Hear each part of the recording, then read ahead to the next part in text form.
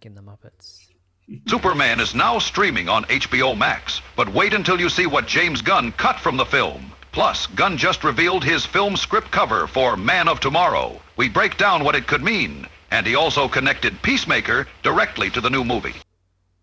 Welcome to Superman Homepage Live, brought to you by supermanhomepage.com.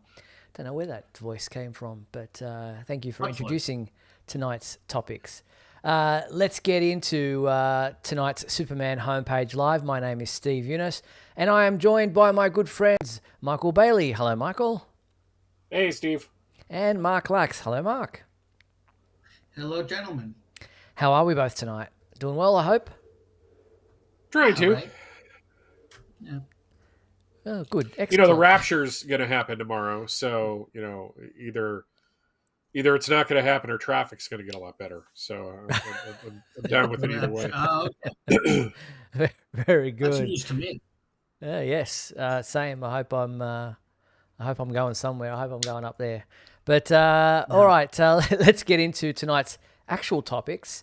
And we've got some Superman homepage news and Superman movie news that we need to get into. But before we do any of that, let's get some housekeeping out of the way. And we want to thank our sponsors and patrons, our Superman champions, Douglas Meacham, John Patrick Van Pelt, Tina Murray, Rick Schutzow, and Jamie Klingensmith. Thank you so much to those fine people for supporting the show financially. They keep it free for everybody else.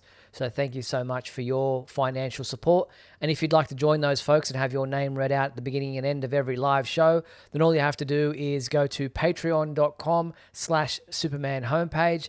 There are different levels of membership with different levels of perks, one of those being a Superman champion. All right.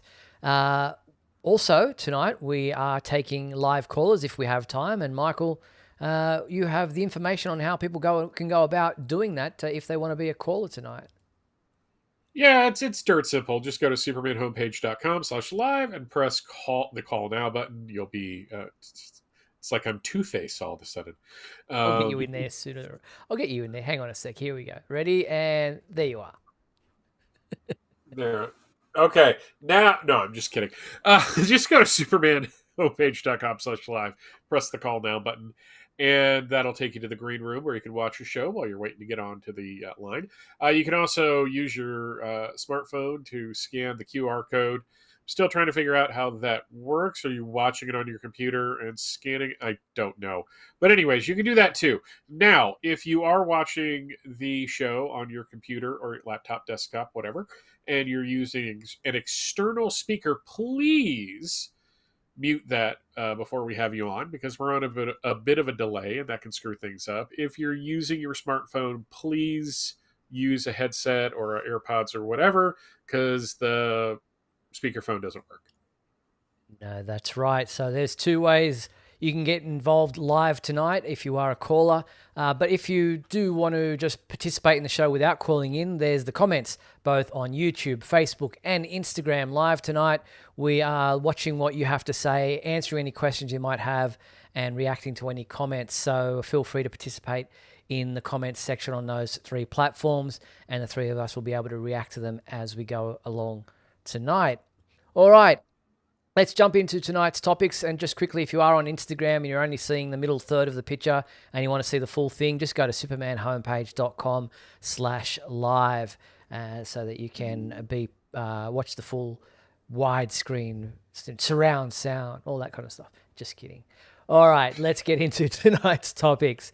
And first and foremost, with the movie side of things, Superman is now streaming on HBO Max. If you're a subscriber, then you have access to Superman on your home TV, your computer, your phone, wherever you have HBO Max installed. And it's supposedly jumped straight to number one on HBO Max, which is no surprise. Yeah. One of my favorite things about HBO Max right now, and I saw this on TikTok last week, it was somebody complaining that there wasn't enough Batman movies to watch because everything was like Superman, and I'm like, wow, the worm has turned on that. No, it's just like I feel bad for him, but it's just like, dude, really? that was already, yeah, a little bit. But no, it's really cool. I love that everyone was really excited for it. Social media is blowing up. Again, this is like the fourth time people have gotten excited for the new Superman film. So I don't know, I don't know. Like it's coming out on Blu-ray and all that tomorrow in the United States. It's the next day for you. So I'm wondering if that's going to like create another little bubble of excitement. Yeah, so many different premieres of different ways of watching that. So yeah, I've straight away got onto HBO Max. Michael, you're a subscriber. Mark, you have HBO Max? Yes. Yes. Yes, I do. Excellent. So I don't know what you guys think, but it's almost just like they do a takeover. Or when they launched this Superman movie on HBO Max, it took over everything. The background screen, you can just decide between the Daily Planet and the Fortress of Solitude as the background behind all the images that come up, all the options that are available to you.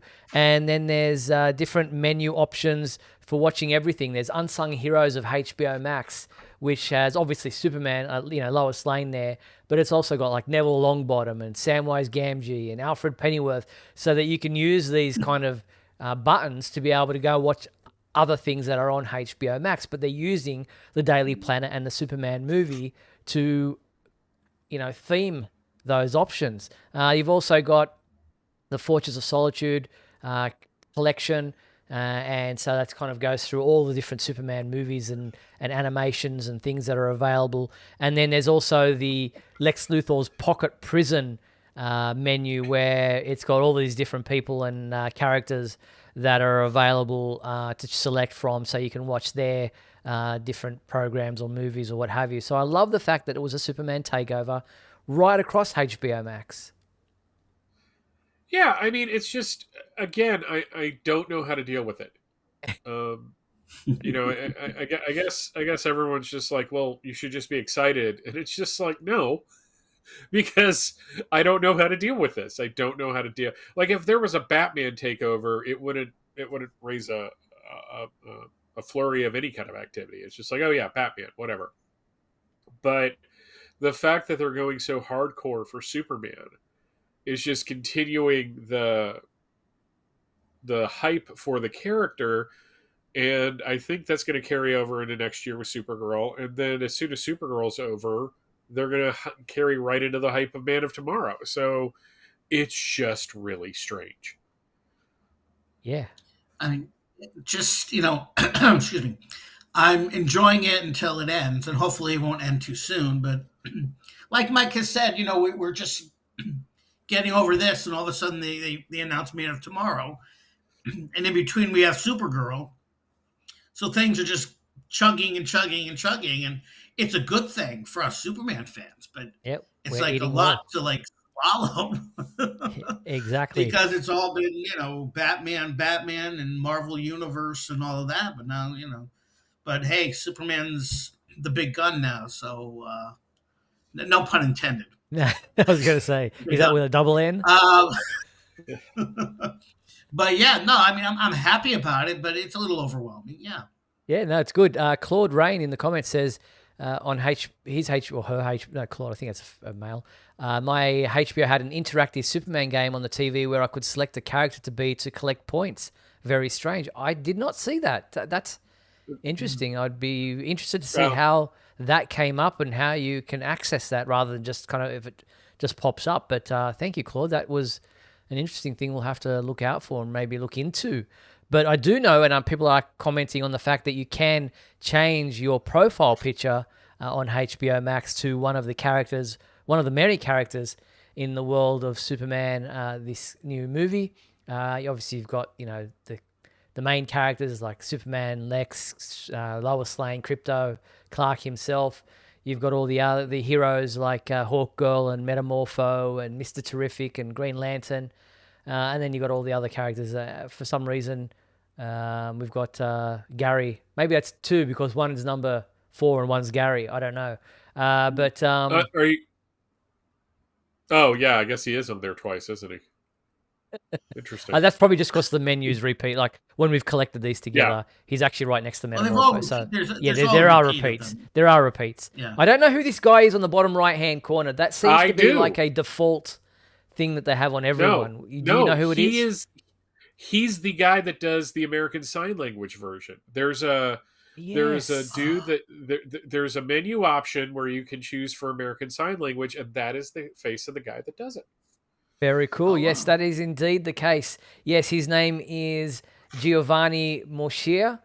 He is the person who does the interpreting for the deaf ASL version of the Superman movie, which is available as an option. I saw a really cute video of a young deaf boy who was watching the movie with the interpreter for deaf sign language for the American Sign Language in the bottom right hand corner, and he was signing along with what he was saying. I thought it was adorable, and I think that's an awesome idea that they did that for Yeah. this movie to make it just even more accessible for everyone. It doesn't it doesn't matter who you are. Yep, absolutely. I was really excited when I saw that that's what they were doing with it. Um, just because I think accessibility, for various reasons that I won't get into, accessibility is really important. And, closed captioning has become more popular for people who don't even have hearing problems. They just kind of Yeah, like watching it because you you my miss wife and I things. keep it on because it's just an easier way of keeping up with the dialogue sometimes. Mm. And every once in a while, you get a funny mistake. So that's always amusing. An But just to interesting have one. somebody, now that we have the technology is getting better and better with these things, to have somebody doing sign language, uh, as a thing. I've got a good friend, my friend Bob Fisher, who's a big Superman fan. He is mostly blind, and he goes to the theater, and there's a thing that actually tells him what's going on the screen, uh, that you can get. So it's Yeah. just, I'm just so impressed that it's becoming more mainstream to have this stuff available. Yeah, agreed. There are some. I tend not to have subtitles and things on because I think it just distracts me. But I obviously don't have any issues with hearing or what have you. But sometimes when there's a thick accent from a different, Yeah, like a British show where I can't understand the accent or what have you because they have or they just have different ways of saying things that are completely, you know, their own kind of slang or what have you. It's just like, what the hell are they talking about? And I need to put some subtitles on to get better context. So the fact that not everyone can necessarily read either at the speed, but they might yeah, be able to exactly. understand the signing. It's that's awesome. I think that's fantastic. And they also released a trailer with the sign language dude on the bottom there as well recently on YouTube. So I think that's amazing. John Patrick Van Pelt asking, are most streaming platforms going to be having ASL moving forward? I don't know if they will. I think this is probably a one-off, but there's no reason they can't. It would probably just be an extra cost because they would have to hire someone to stand there. And that's an impressive feat in and of itself to be Yeah, signing for that. I mean, I imagine there would be things that he can cut and come back and have to do it. He wouldn't have to do it all in one go, but that would be an onerous task to do that. So well done to Giovanni, who supposedly does an awesome job. So HBO Max, my hat goes off to you. Well done, Warner Brothers. Kara says she's used to the Australian accent, as one of her good friends is an Aussie, and she talks to him all the time. What I like to do, and it's a personal thing for me of dealing with the people that in my work life, is I try to guess, is this an Aussie accent or is this an Aussie accent? Because it's not the same, and you don't want to get that wrong. I have found Well, there's also the New Zealand accent, which is very that. similar to an Australian, but they do Well, have a that's slight twang. I thought that was called an Aussie, like OZ, as in instead of Aussie. I guess maybe I'm wrong. Maybe I'm thinking of that wrong. But that was what I was talking about: is the difference between Right. an Australian accent and a New Zealand accent. And boy, you do not want to get that screwed up. Be Yes. careful. Yeah. Yes. It's There are like some hurt Canadian. It's like feelings to it's be like had. Canadians and Americans. The Canadians don't Yeah, want to be said that they have an American accent. So uh, no one wants to be saying they have an American accent right now. So let's push on and so yeah, and as you said, Michael, the movie is available tomorrow there in the USA on and Canada and other places for Steelbook, Blu-ray, HD, 4K, standard Blu-ray, DVD as well. So if you want a physical copy, tomorrow is the day to pick that up. And again, you can always purchase yours through the Superman homepage. The links are available on any news topic about the new Superman movie on our website. So look for those. But if you are picking up the Blu-ray, DVD versions tomorrow, what you won't find on there are some of James Gunn's commentary. It's not on the physical release. You have to get that on the digital release, which I think is part of purchasing the physical copy. You do get a download link or a QR code or whatever it is that you can download the digital version if you want to see or hear his commentary. Here is a little snippet of an example of him talking about the scene with Mr. Terrific and Lois Lane on that beach location with LexCorp's tents.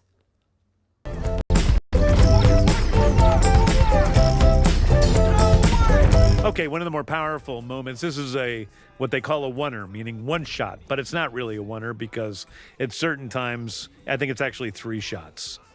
So this first part is all one shot here. That's all one shot.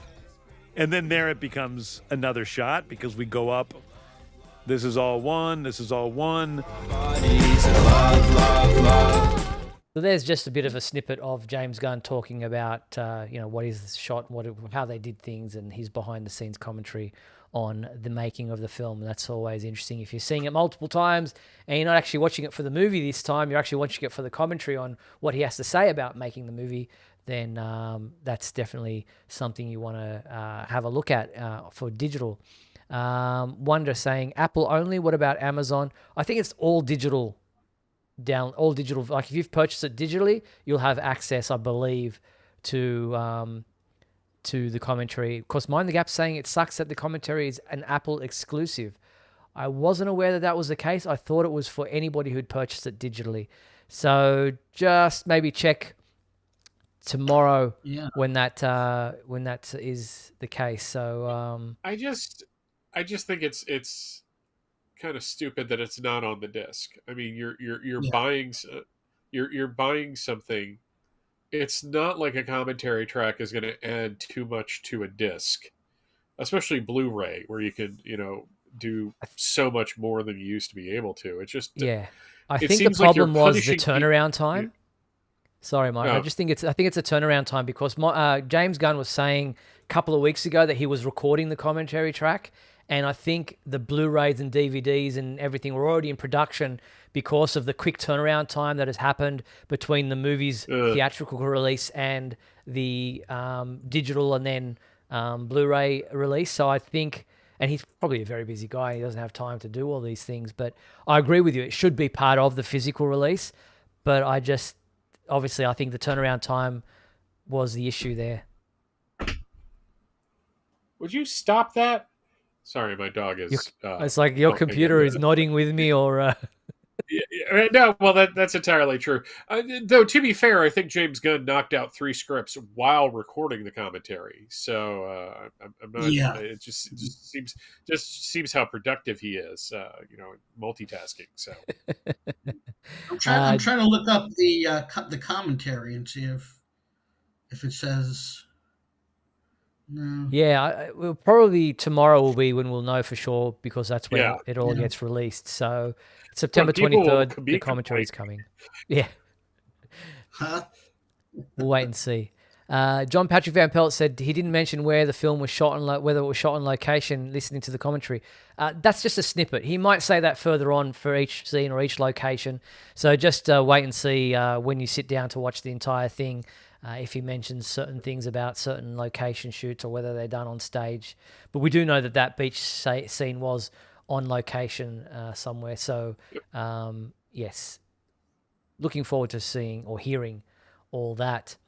But there also will be some bonus material that, again, might not be included in the Blu-ray physical DVD releases, but again will be available digitally, and they include some of the deleted scenes, and gag reel and stuff like that. Here is a little bit of a deleted scene that was released today on Collider.com, showing a scene that was not in the final theatrical cut of Mr. Terrific and trying to coerce Krypto into helping him out. Just let me see if I can find that. I had it here somewhere, and I will bring it in for you ASAP. Here it is.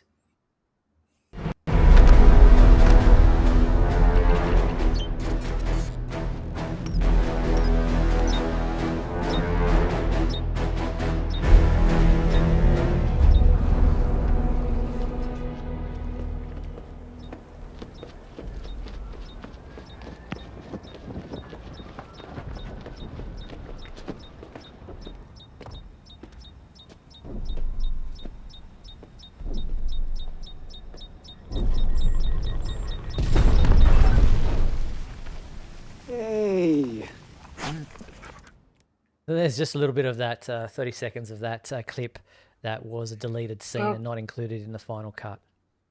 Did that look like a video game to you guys? Which part of him looking at the thing? Him or... running down the way and all that. It like kind of looked like. Sorry, I know what you're saying. It's that third person kind of perspective of him coming down the road like an open world video game. Yeah. I see what you meant.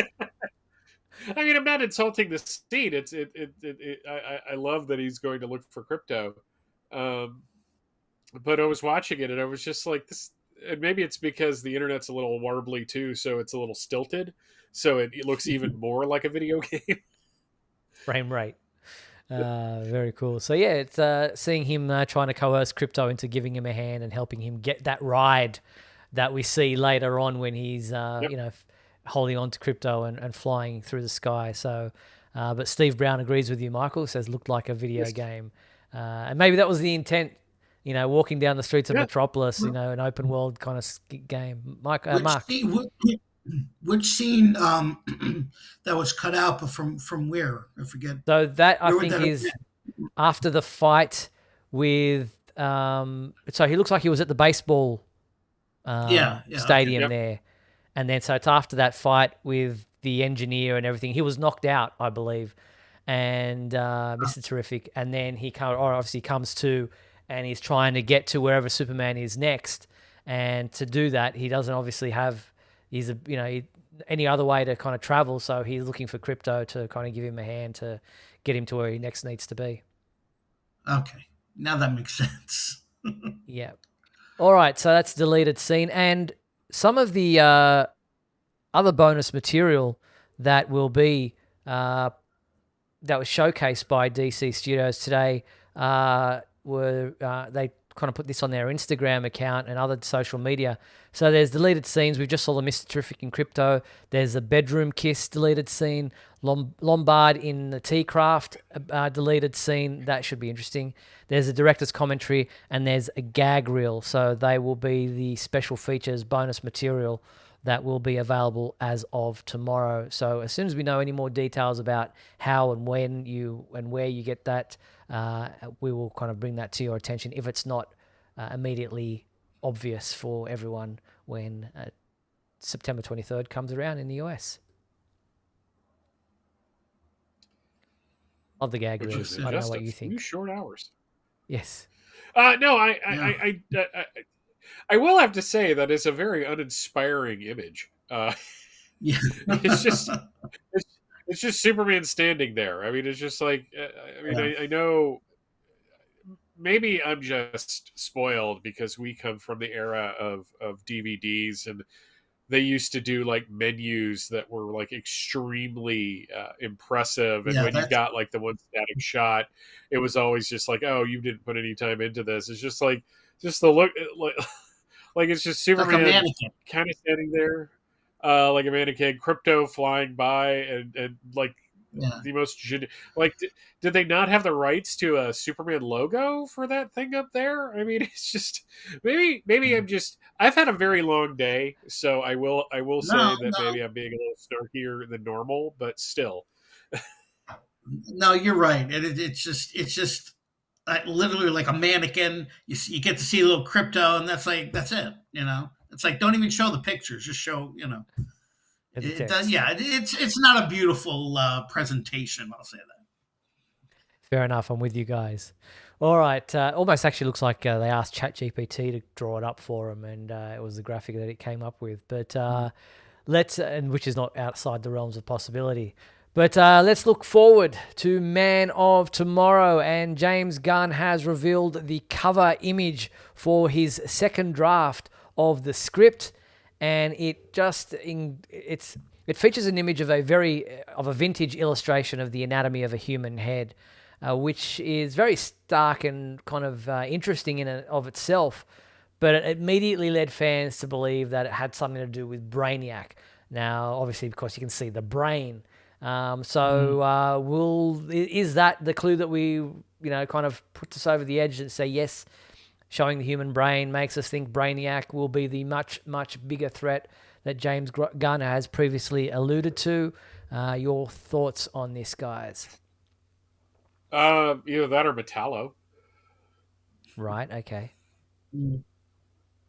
Well, it's either we're looking more into it than what it is, or it could be a hint, or it could be James Gunn saying, "Ha ha, you think it's Brainiac, but it's not."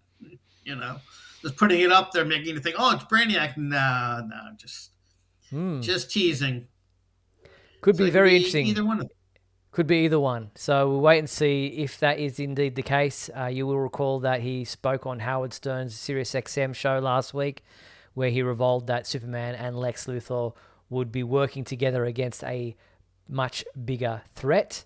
What that means, we are leaning towards Brainiac, but it could be anybody, and he could be throwing us a red herring or a curveball, or whichever way you want to look at that. But we do know that Man of Tomorrow is set to hit theaters July 9th, 2027. But before we get there, we have the new Supergirl movie in June 2026. So we look forward to any further updates that he would throw our way. But that draft number 2 says 22nd of September, 2025. So it's very fresh right now. It is the cover. Fresh out the kitchen. That's just like, wow, that's pretty impressive. And it could be that illustration is some kind of from a book about like the future of man, so Man of Tomorrow, etc., etc. It's just, as ever, it's just getting us talking about it, and getting people excited and getting think pieces and articles and stuff, and he just gets to sit back and cackle. Because he's, the one pulling the string. Don't mind the Gap. I would be totally fine with Milton Fine being Brainiac. What are you talking about? That's not nice. So I did. Cool. I did find that image that he used for the cover online, and it's just simply that. It's a human head anatomy, a vintage medical illustration. So it's been around for quite some time, and is.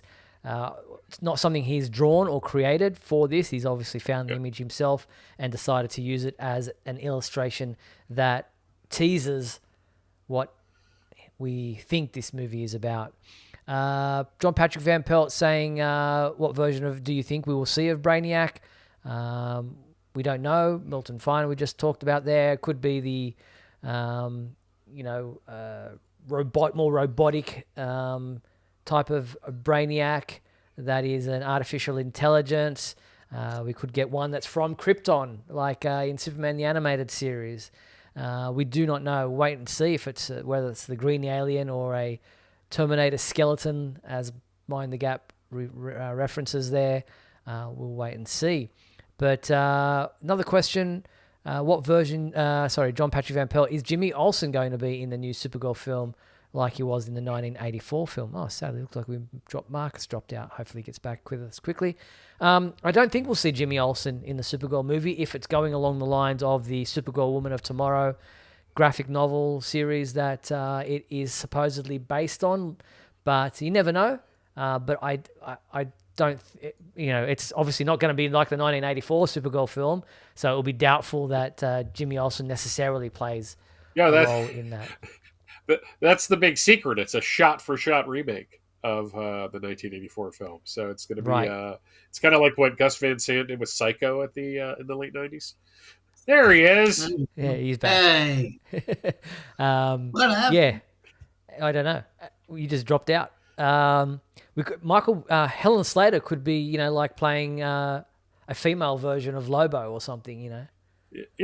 You never know. I'm just saying. I look, until we see the film. It's like Schrodinger's cat. It could be or couldn't be. We won't know. So No, exactly. And hello to my niece Ella, who is tuning in, just saying hello.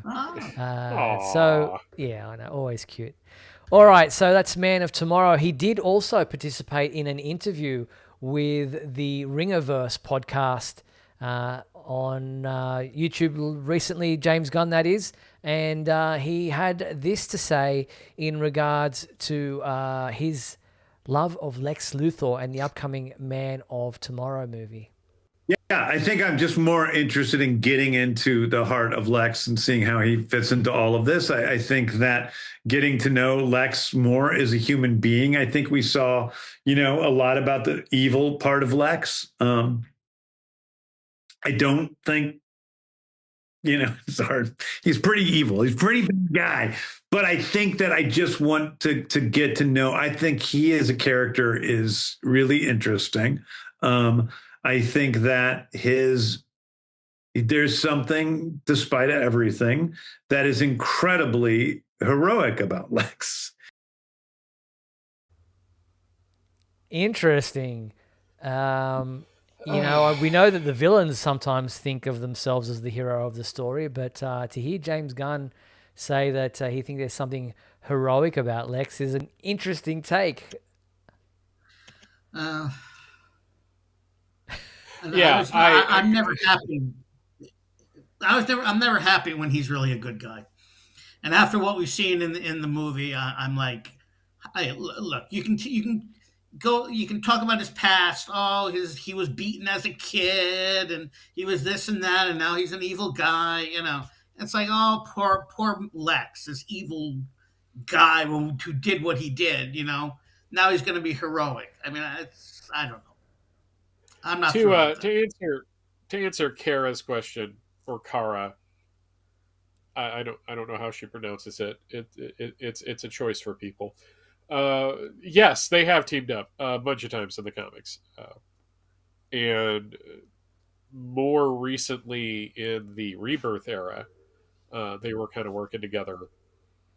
And then before that, in the late New 52 in the Justice League, and I guess that's where my problem is that this is one of those things where I'm self-aware enough to realize that most of the issues I have are not with the product itself, but just that I've been doing this for way too long. And it's one of those things where people say like, well, we've seen that. It's just like, have we? I mean, it's kind of like when Superman the Animated Series, had Brainiac be on Krypton. And Bruce Timm was talking about it, that there was discussions in the writer's room, basically like, well, everybody will know that that's not right because that's not his origin. And then they're like, wait a second, no one's going to know that because no one knows that. It's just that's just the thing is that we got to realize that there's a bunch of people out there that haven't read a single Superman comic. So the idea of Superman and Lex Luthor teaming up is probably really exciting to them. And it fits in the overall world that he's creating. Whether I personally like it or not is irrelevant in the grand scheme of things. Yeah, no, I'm with you. It'll be interesting. No, I just want to say I understand them teaming up to fight the big bad, but not for him to be necessarily heroic. I mean, they're going to do what they're going to do. I mean, I'm going to go see it anyway, and I'll probably like it. It doesn't really matter. But I mean, to team up to fight the big bad, I understand. But for him to become the hero, I mean, I wasn't thrilled in the Rebirth when they did it, and some of the other times, and Look, I'd be surprised. I'd be surprised if they made Lex Luthor the hero. I'd be surprised if they made Lex Luthor the hero of the story. But what I think they're saying is that there is a heroic element to what he does from his perspective, and then for Superman to have to work with Lex to defeat the bigger threat doesn't necessarily mean they're teaming up, but it does mean that they're having to work together to be able to defeat the bigger threat. And I'm sure that there'll be Lex will have his own ulterior motives where he'll be looking out for number one first and foremost, because it suits him. Protecting Earth from someone like Brainiac might look heroic on the extreme, on the exterior of things, but for Lex, he's protecting his personal interests.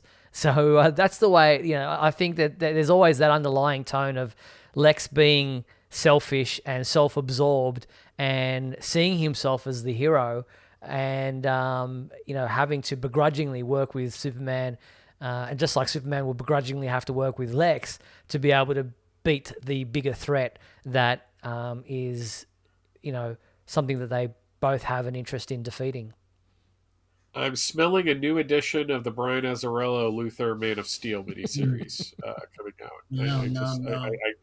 I don't know why. I'm just getting that feeling. So interesting. All right, we'll see what happens. But that's our take on where things are at the moment. But speaking of James Gunn, he's offering a signed Superman concept art in exclusive giveaway with the DC shop. I think it's still, it runs through October 1st. So if you're interested, the giveaway, it's a framed piece of Superman concept art signed by James Gunn. Plus there's a chance to win a $300 e-gift card to the DC shop to select other items available. So there are 2 prize winners, each receiving 1 framed piece of Superman movie concept art signed by James Gunn, and the grand prize winner receives that piece of concept art plus the $300 e-gift card to the DC shop. To enter, you go to our website because we have the link there to the actual giveaway page where you'll be able to enter in your details. And I think you have to be a US resident, so there is that. So you have to comply with all the details that are part of this giveaway. shop.dc.com. But as I said, the link is up on our website as well. All right, before we move on and take a quick break, because we are 40 minutes into tonight's show, we want to make you aware that if you are in France or you want to go purchase from France, they have their own Steelbook available for purchase for this new Superman movie, which has a different design, obviously, to the one available on Amazon and available elsewhere in the US. And it has this very interesting design, very colorful, with Superman and Krypto on the cover, and then Lois and Superman kissing on the rear. And that is available from FNAC and is going to arrive November 19th. So it's not available September 23rd like the other ones are for the American release. But if you are in France and you're looking for your own Steelbook, then that one is coming in November. All right. Let's very exciting indeed. All right, let's jump into our break, play a quick number of messages, come back on the flip side to do This Week in History, the fan favorite question, and so much more. Got some comic book stuff to talk about as well. Don't go anywhere. We'll be back right after these messages. We'll be back in a moment with the exciting climax of today's episode. So stand by. If you're enjoying Superman Homepage Live, then please like and share this video with your family and friends. Also, if you'd like to subscribe to our YouTube channel, then you can click on the bell to receive notifications whenever we post a new video. You can also join our YouTube membership program, just click the join button below. Or you can become a patron and support our website by going to patreon.com/Superman Homepage.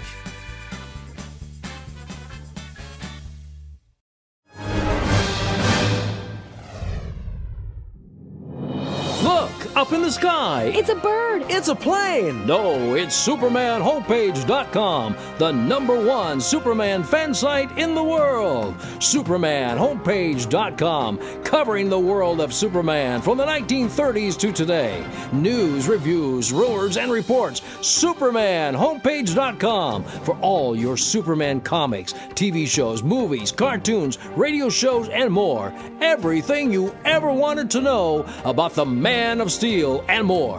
SupermanHomepage.com. Thanks, Superman Homepage, for all the support over the years. I really appreciate it. I'm Matt Bomer. I'm the voice of Superman in Superman Unbound, and this is the Superman Homepage. Right here on Superman Homepage.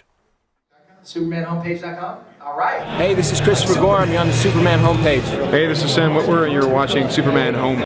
He's faster than a speeding bullet. He's more powerful than a locomotive. He can leap tall buildings in a single bound. Who is he? He's Superman! Now you can see scenes from Superman the movie on a Viewmaster viewer. Just put in a reel and click. You can see Superman, the legendary Man of Steel, in action. You can invite the whole gang over to see him. Viewmaster viewer and Superman the movie packets sold separately in most photo or toy departments.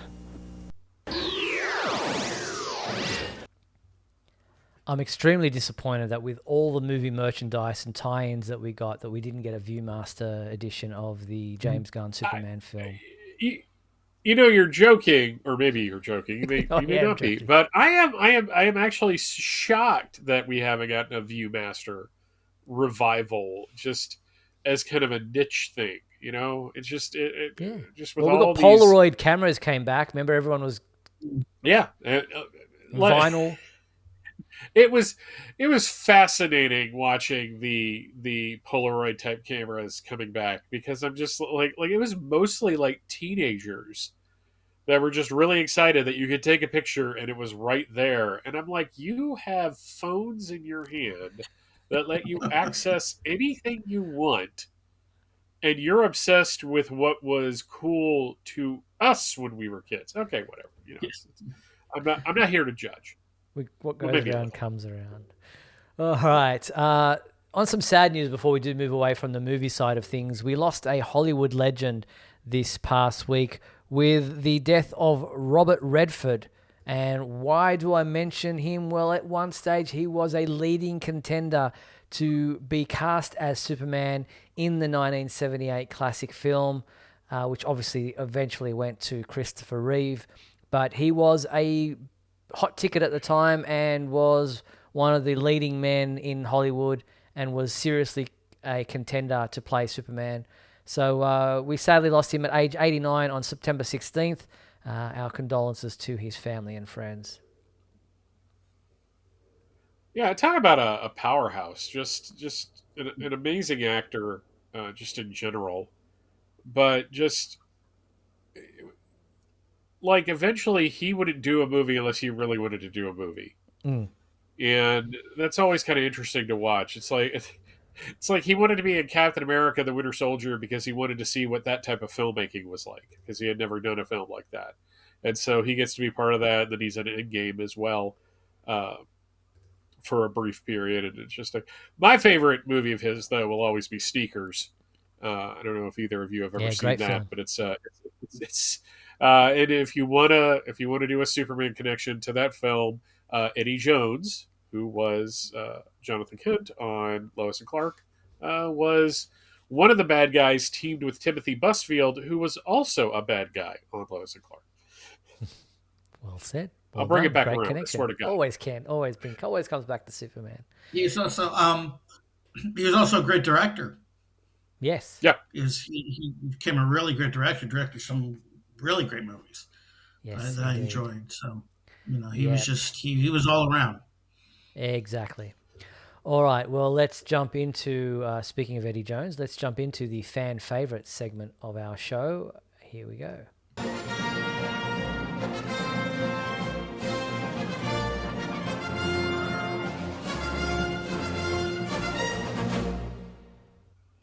All right, our fan favorite question from last week was, who is your favorite live action version of Pa Kent of all time? And we had a number of people respond. Michael, who was up first? JP Rocha wrote in, my favorite podcast is John Schneider. Singer John Schneider, I will also mention. He was just the best. I saw him yesterday at the bar at the Smallville Con as I write this on Monday the 15th. It's got to be surreal. Yeah, that is weird. Thank you, JP. Well said. And we have Kara or Kara. You got to let us know how to pronounce it. We want to pronounce it correctly. She said she Kara, doesn't. Kara. She said she doesn't. If it's know. the same as Kara 73, she says she doesn't care. Okay. Kara Lucker, who wrote, for podcast, my favorite would be Eddie Jones. I felt he really guided Clark through his troubles or just listened when he needed to vent his frustrations. Rest in peace, Eddie Jones. Coming in close to a tie for second would be Pruitt Taylor Vince and John Schneider. They both reminded Clark it wasn't his abilities, but his actions and choices that what made him who grew up to be. Wait a minute. Who he grew up to be. Yes, thank you very much, Kara. All right, next up was Roy Seitz, and Roy said, despite not being a big fan of Smallville, my favorite Park Kent is John Schneider. He was both stern and compassionate. He was a great father figure and a good reason why Clark would turn out to be such a great person. I also love the orange Dodge Charger he drove. Thank you very much. Lorenzo Hot Takes Valdez wrote, and this is not a hot take coming from Lorenzo. First off, a super happy birthday to Steve. Thank you very much. My favorite live action podcast is, I know we're all going to be shocked about this, John Schneider from Smallville. I love seeing him help Guy Clark over the first 4.5 seasons of the show, despite having flaws himself, and then I always get super emotional about his death, even more so actually in Vengeance than in Reckoning. Then we see Jonathan waving goodbye on the tractor in the home video footage. Thank you. John Patrick Van Pelt wrote, I have 3 favorites. My first one is Glenn Ford from Superman the Movie, 1978, and John Schneider from the Smallville TV series, 2001 to 2011, and Eddie Jones from Lois and Clark, The New Adventures of Superman, 1993 to 1997. Thank you, John. Next up was Ryan Ignatius Pratt, who said, my favorite live-action Park Kent would be that portrayed by Eddie Jones in Lois and Clark. He had great chemistry with Kay Callan's Martha, as well as a wonderful rapport with Dean Cain's Clark. An honourable mention goes to Glenn Ford for Superman the Movie. Though only on screen a few minutes, his performance left quite an impact both on the film's story and on the audience. Thank you, Ryan. All right, going finally, Celeste Sims wrote, I hope you had a great weekend. My favorite live-action Jonathan podcast is from James Gunn's Superman, played by Pruitt Taylor Vince. His portrayal of Clark's adoptive father is so down-to-earth, kind, and humble. He treated Clark as if he was just an everyday man. His advice to Clark about his choices and actions defining him, rather than other people's opinions, was so heartfelt. Well said. Thank you, Celeste. And thank you to everybody who sent in their responses to this Jonathan Park Kent big question. Mark, do you have a favourite? You know what? I go with John Patrick Van Pelt, and I would say Glenn Ford, Eddie Jones, and John Schneider. Okay, in that order. Well those are my three top ones right there. Yeah, Michael, what about you? Stuart Whitman from Superman. No, I only mentioned it because absolutely nobody chose him, probably because he wasn't bad. No, to be fair, I'm not making fun of him. Eddie Jones would be my favorite, in all honesty. John Schneider, I liked him as Jonathan, but just like I'm not going to get into that. I think on paper, Kevin Costner should have been the best Jonathan Kent. It's just that was a version of Jonathan Kent that I think only a certain part of the audience really liked. But Eddie Jones was... It's amazing how so much of Lois and Clark is great and so much of it isn't. It's such a weird mixed up world we live in. Yes. It's funny that we didn't get any Kevin Costner mentions in those responses. But I would go with Eddie Jones as well. I just loved that, for the first time in a long time, the Kents were alive in Superman's adult life and Clark's adult life. And so I loved that dynamic between them and him. informing who he was. So thank you everyone for responding to the big question for the fan favorite segment, I should say, from last week. The new fan favorite question for this week is, who is your favorite live action Ma Kent of all time? So we're going for Martha now.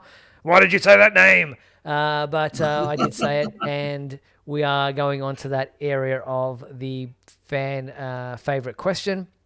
So the email address is there, info@supermanhomepage.com. Send in your responses to who your favorite Ma Kent is, and we will read those out when we return to this segment next week. So that's the fan favorite segment of our show. All right, let's move into This Week in History for Michael Bailey. Come with me now, my son, as we break through the bars of your earthly confinement, traveling through time and space. Weird selection of everything this week. We're going to 1955 for World's Finest Comics, number 79. That's not culturally acceptable anymore. Moving on to 1965, we have Superman's Girlfriend Lois Lane, number 61. The worst thing you could be in a Mort Weisinger comic, as Mark Waid once said, is either someone who is bald or someone who is fat or someone who is a woman. So we got 2 out of 3 on the cover here. I'm not saying he was right. I'm just saying it was a thing. 1975, we have World's Finest Comics, number 234, Superman, Batman Quit Earth. I guess they're running off together.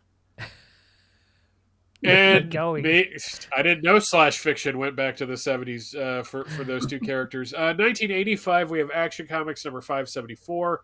Really great cover to a story that was just okay. We also have DC Challenge number 2. And another World's Finest. We're barreling towards the end of this series in the way we cover this here. That is a Keith Giffen cover, though, and you can really tell. 1995, Legion of Superheroes number 74. I mentioned this because it's part of the Future Tense storyline where the future Connor Kent would team up with the Legion of Superheroes for the first time. We have Showcase 95, number 11, with Agent Liberty, who was not a xenophobic racist in the comics. And this kind of wraps up his story, that one. And Superman 106, continuing the trial of Superman. We also have Superman at Earth's End, which has like my goal for when I get older, in terms of how I would like to look.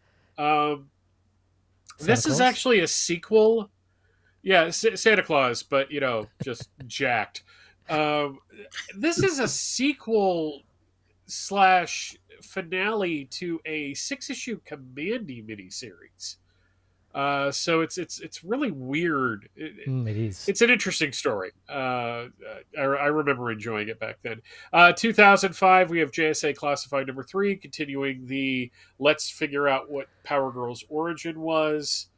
This is where it was suggesting maybe she's from Earth 3. Spoiler warning, she is just from Earth 2. We have Supergirl number 2 from Jeff Loeb and God, what is his name? It's right there on the thing too, and I can't read it. Which was interesting. I think this is the one where she had like kind of the hots for Nightwing, which is creepy. We also have Teen Titans and Outsider Secret Files and Origins 2005 number 1, and I only mention that because Superboy is in it. In the real world, Laura Vandervoort was born in 1984 on September 22nd, ironically also traditionally recognized as the birthday of Supergirl. So there you go. Very ironic. God, Ed Benet's objectified women heavily. September 23rd, Alex Garfin, who played Jordan. Yes, because it was Jordan Elsass who was Jonathan. Was born in 2003, and this is a little sad because he passed away recently. Peter David was born on that day in 1956 as well. And speaking of sad, on September 24th, Tommy Bond, who was the first live-action Jimmy Olsen, and was also in Our Gang with Jackie Cooper, died in 2005. September 25th is the birthday of Christopher Reeve. He was born in 1952. On September 26th, we have the Fleischer shorts premiering in 1941, and Louise Simonson, who would go on to write Superman and Superman the Man of Steel. Though Steve took an X-Men thing, that's kind of a bold choice, was born in 1946. And September 27th, Melanie Minicino, I hope I'm pronouncing that right. I'm really sorry if I'm not Melanie, was born in 1983. She was Stacked Cat Grant on My Adventures with Superman. And that is This Week in History. Very good. Thank you very much, Michael. So that was This Week in History. I think I have the wrong image there with her character. I think I had what's her name, St. Clair, next to her there on My Adventures with Superman. But anyway. Yeah, I was about to say, I think that was what's her name, the Batman character. Yeah, Silver St. Cloud. Yeah, Silver St. Clair. That's it. Yeah. Okay. There you go. All right, so thank you for This Week in History, Michael. Now, just looking at the comic book side of things before we wrap up tonight's show, DC released the solicitations for, December. And we've also got DC KO happening huge in December. There's a massive thing going on throughout of all of DC KO in December with redacted titles because they can't reveal who is versing who. But we do have some of the comic books for Superman that are not tying into that will be out that month. December, Superman number 33. We have, this one is tied in. It's DC KO All Fight Month, round 7 of 8. A fight you never expected but are dying to see, supposedly. And also that month is Action Comics, Superman. Yeah, Action Comics number 1093. Sometimes the battles worth fighting are home in Smallville and not in the big city of Metropolis. After a poor harvest, the future of Kent Farm is on the line. So what do you do when Superman's superpowers can't solve your problems? Superboy is about to find out. So check out the rest of the December solicitations at our website. So there is all of that to look forward to. As I mentioned, DCKO is part of that. Cincinnati Comic-Con, Comic Expo, I should say, transforms the Union Terminal into the Hall of Justice for a variant cover for Superman Unlimited number 5. That is something you can pick up at that convention as an exclusive, and that's the cover image of it behind that one of Action Comics, if I get rid of that. So that is something you can pick up. Also, there are a number of great-looking Funko Pops that are available at the moment. There is Superman Through the Ages. There's Superman 1950s Funko Pop vinyl figure. There is a Superman Golden Age Superman Funko Pop. There is a Blackest Night Funko Pop. And there is also the Fall of Sinestro Funko Pop Superman that are now available to pre-order. There's also a series of mystery pops that will have one of these figures in there, and Superman is one of those. And then there's also a Kingdom Come Superman that is going to be available as well. And if you're interested, I did a Best of Superman 1938 to Today panel or presentation at Oz Comic Con this past weekend. I videoed it and put up the hour video on our YouTube channel, which is up on our website as well. Thank you to everyone who turned up at the panel at the convention on Sunday. So it was a great success, and I was happy with the reception, and met some lovely people and lots of cosplayers out and about in Sydney on the weekend for Oz Comic Con. So it went really well. Great! I'm really glad you had a fun picture of all the cosplayers too. Yes, yeah. which was neat. And they sang Jingle Bells, Batman Smells. So that was really interesting. There's a little video of that. That's mature. Yes. Guys, all right. Guys, we've got to be better than this. We really do. I'm just telling you what they did. And there were lots of, I think it was started by a Harley Quinn, to be fair. So, yeah. All right, that is tonight's show, wrapping up Superman Homepage Live. Before we do finish up, I want to thank our co-host tonight, Michael Bailey. Thank you, Michael. Oh, pleasure as always, Steve. And Mark Lax. Thank you, Mark. Thank you, gentlemen.